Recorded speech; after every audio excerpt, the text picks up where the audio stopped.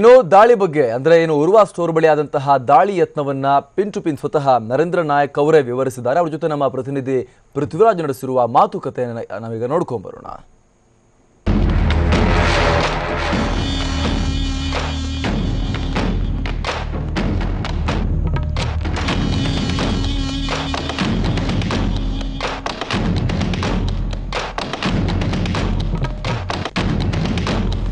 ಬೆಳಿಗ್ಗೆ ನಾನು ಸುಮಾರು 6:20ಕ್ಕೆ ಇರಬೇಕು. ಸ್ಟೆಪ್ಸ್ ಇಳ್ಕೊಂಡು ಬಂದೆ.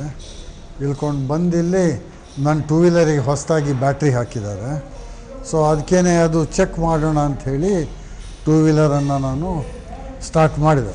ಇಲ್ಲಿ ಇದು ಸ್ಟಾರ್ಟ್ ಮಾಡಿದ ಮೇಲೆ ಅದು ಸ್ವಲ್ಪ ಒಂದು 2-3 ನಿಮಿಷ ರನ್ ಮಾಡಿದೆ.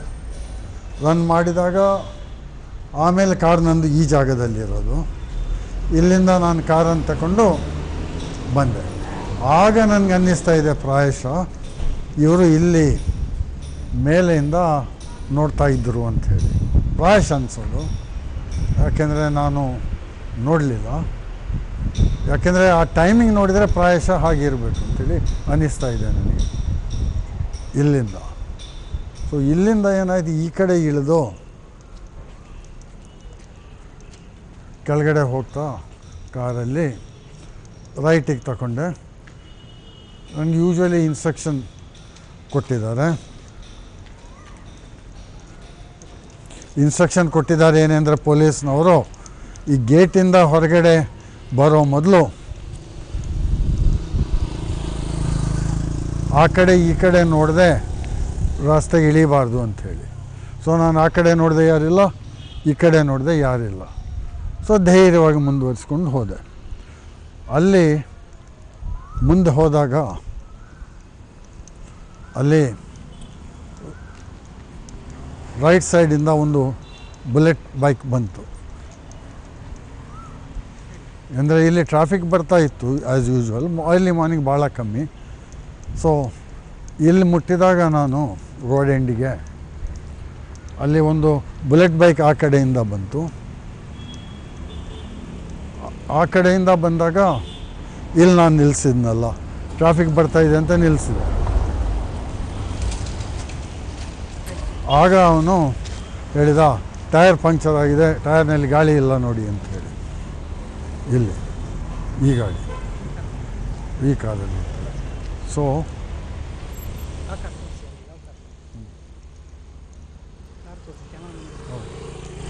ಇದೇ ಗಾಡಿನಲ್ಲಿ ಹೋಗ್ತಾ ಇದ್ದೆ. ಇದೇ ಗಾಡಿನಲ್ಲಿ. ಸೊ ಈ ಗಾಡಿನಲ್ಲಿ ಹೋಗ್ತಾ ಇರುವಾಗ ಅಲ್ಲಿ ನಿಲ್ಲಿಸಿದೆ. ಅಲ್ಲಿ ನಿಲ್ಲಿಸಿದಾಗ ರೈಟ್ ಸೈಡಿಂದ ಮೇಲ್ಗಡೆಯಿಂದ ಬಂದಿತ್ತು ಬೈಕು. ಆ ಬೈಕ್ನವರು ನೋಡಿ ಟೈರ್ ಪಂಕ್ಚರ್ ಆಗಿದೆ, ಗಾಳಿ ಇಲ್ಲ ಅಂತ ಹೇಳಿದರು. ಎದುರುಗಡೆ ತೋರಿಸಿ. ಆದರೆ ನಾನೇನು ಮಾಡಿದೆ, ನನಗಿದೆಲ್ಲ ಗೊತ್ತು ಈ ಟ್ಯಾಕ್ಟಿಕ್ಸು. ಅದಕ್ಕೆ ನಾನು ಸ್ಟ್ರೈಟ್ ಹೋದೆ.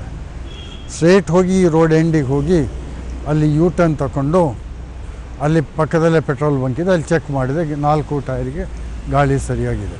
ಸೊ ಆಮೇಲೆ ಯೋಚನೆ ಮಾಡುವಾಗ ನನಗೆ ಕ್ಲಿಯರ್ ಆಯಿತು ಏನೆಂದರೆ ಇದು ಏನೋ ನನ್ನ ಮೇಲೆ ಪ್ರೀತಿಯಿಂದ ಯಾರು ಹೇಳಿರಲ್ಲ, ಇದು ನನ್ನ ಮೇಲೆ ಅಟ್ಯಾಕ್ ಮಾಡೋದಕ್ಕೆ ಮಾಡಿದ್ದು ಪ್ರಯತ್ನ. ಈಗಾಗಲೇ ಪೊಲೀಸ್ನವ್ರು ಹೇಳಿರುವ ಹಾಗೆ ನಾನು ಭಾಳ ಜಾಗ್ರತೆಯಿಂದ ಇದ್ದೇನೆ.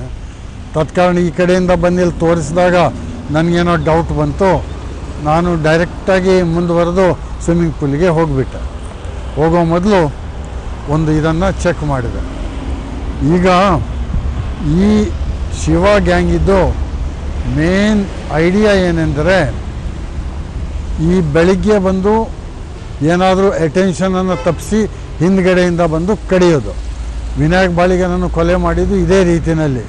ತತ್ಕಾರಣ ನನಗೆ ಭಾಳ ಡೌಟಲ್ಲಿದ್ದೆ. ನಾನು ಯಾರಿಗೂ ನಿಲ್ಲಿಸೋದೇ ಇಲ್ಲ. ತತ್ಕಾರಣ ಡೈರೆಕ್ಟಾಗಿ ಹೋದ್ಮೇಲೆ ಅವ್ರು ಆ ಕಡೆ ಹೋದರು. ಆದರೆ ಅವರ ಮುಖ ನೆನ್ಪಿಟ್ಕೊಂಡಿದ್ದೇನೆ ನಾನು. ಯಾಕೆಂದರೆ ಎದುರುಗಡೆ ಒಬ್ಬ ದಡೂತಿ ಮನುಷ್ಯ ಕೂತಿದ್ದ, ಹಿಂದ್ಗಡೆ ಒಬ್ಬನು ಸಣಕಲ್ಲು ಮನುಷ್ಯ ಕೂತಿದ್ದ. ಇವರು ಇಬ್ಬರು ಹೆಲ್ಮೆಟ್ ಧರಿಸಿರಲಿಲ್ಲ. ಸೊ ಇದು ಅವರಿಬ್ಬರ ಮಧ್ಯದಲ್ಲಿ ಏನು ವೆಪನ್ ಇತ್ತ ಏನೋ ನಾನು ನೋಡಲಿಲ್ಲ. ಅವರು ಆ ಕಡೆ ಹೋದರು. ಸೊ ಅಲ್ಲಿಗೆ ನಾನು ಹೋಗಿ ಸ್ವಿಮ್ಮಿಂಗ್ ಎಲ್ಲ ಮುಗಿಸ್ಬಿಟ್ಟು ಆಮೇಲೆ ಬಂದೆ. ಸೊ ಇದರಿಂದಾಗಿ ನನಗೆ ಟೈರ್ಗಳು ನಾರ್ಮಲ್ ಆಗಿರೋದ್ರಿಂದ ನನಗೆ ಡೌಟ್ ಬಂತು. ಫಸ್ಟ್ ಆಫ್ ಆಲ್ ಇದು ಟ್ಯೂಬ್ಲೆಸ್ ಟೈರು, ಇದರಲ್ಲಿ ಪಂಕ್ಚರ್ ಆಗೋದಿಲ್ಲ, ಭಾಳ ಸ್ಲೋ ಗಾಳಿ ಹೋಗೋದು. ತತ್ಕಾರಣ ಇದೀ ಟ್ಯಾಕ್ಟಿಕ್ ಇದು ಡೈವರ್ಷನರಿ ಟ್ಯಾಕ್ಟಿಕ್ಕು. ಗಾಡಿ ಆಫ್ ಮಾಡಿ ಇಳಿದು ಟೈರ್ ನೋಡಿದಾಗ ಹಿಂದೆಯಿಂದ ಬಂದು ಕಡಿಯೋದು. ಬಾಳಿಗೆ ನನ್ನ ಇದೇ ರೀತಿಯಲ್ಲಿ ಕೊಂದಿದ್ರು. ಪ್ರಾಯಶಃ ನನ್ನ ಮೇಲೆ ಏನು ಪ್ರೀತಿಯಿಂದ ತಪ್ಕೊಳ್ಳೋದಕ್ಕೆ ಅವ್ರು ಬರಲಿಲ್ಲ, ಅದು ಮುಗಿಸ್ಬಿಡೋದಕ್ಕೆ ಬಂದಿದ್ದಾರೆ ಅಂತ ನನಗೆ ಆಲ್ಮೋಸ್ಟ್ ಶೂವರ್ ಇದೆ.